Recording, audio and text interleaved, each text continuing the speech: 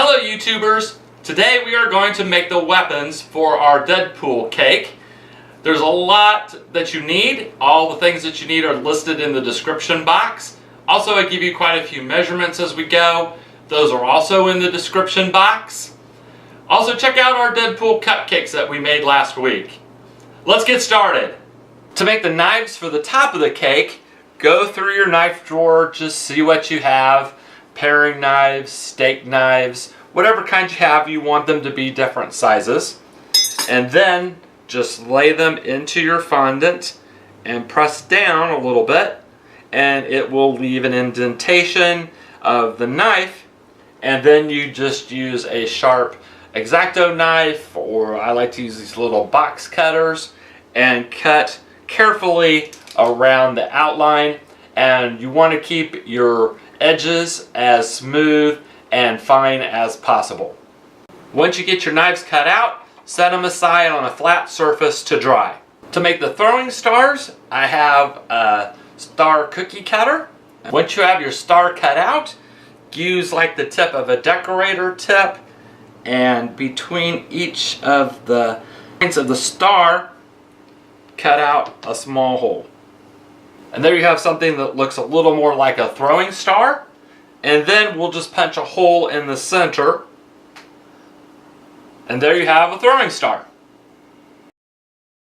To make the blades that stand behind Deadpool, I've rolled out some fondant to 1/8 of an inch thick, no more than that.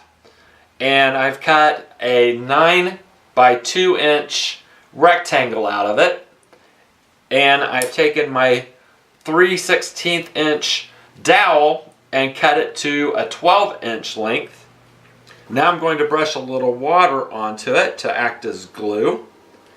And I'm going to take my dowel and place it about a 1/2 inch from one edge and press down lightly. And I've left about 1.5 inches at the top, because we're going to cut this at an angle when we're done. And now we're just going to fold our fondant over. Then we're going to press our edges down to seal them. I have my edges sealed. I'm just going to cut the top at an angle. Now I'll go around and trim up all my edges and smooth them all up. And then we'll put this aside to dry. To make the blade that goes through the cake, so it hangs out the side, I've cut a piece of fondant to 2 inches by 3 inches. And we're going to follow the same process that we did for the other blades. Except this time I've cut 2 dowels at 6-inch lengths. This is the 3/16 inch dowels. I'm going to go ahead and put a little water onto my fondant, and now I'm going to put 2 dowels in, leaving about 1 inch at the top, again so we can cut it at an angle. Press these down a little bit, and now fold over our fondant. Once you get your edges sealed, once again you're going to cut the top at an angle.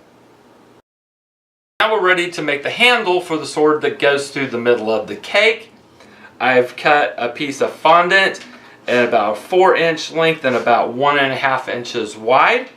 And I cut my 5/16 inch dowel into a 7-inch length.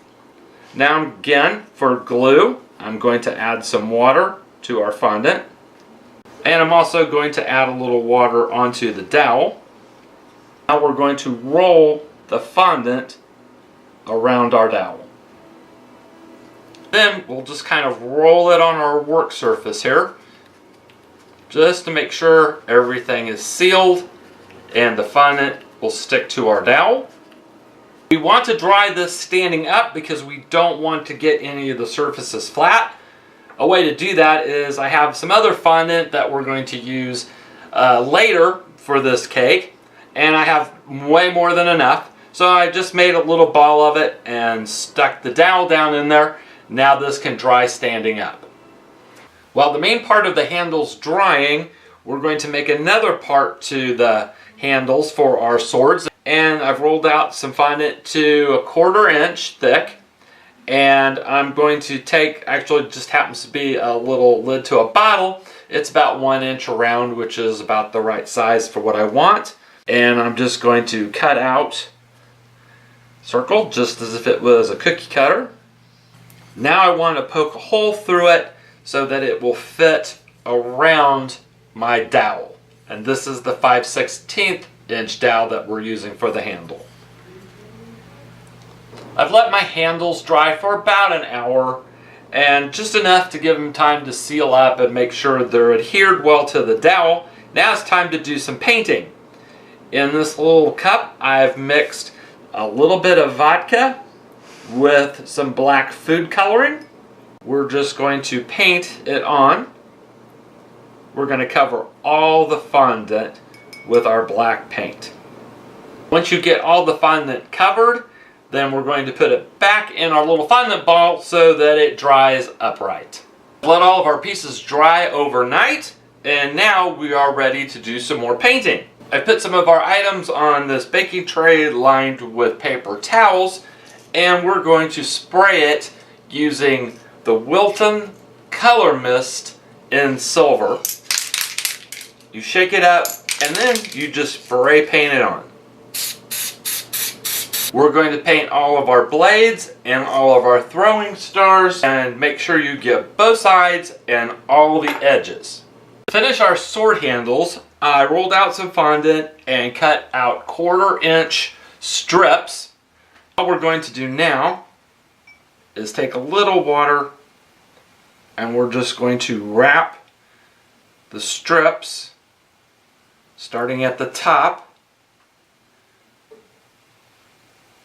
around the handle. Cut off any excess here. We'll go all the way down the length of the fondant.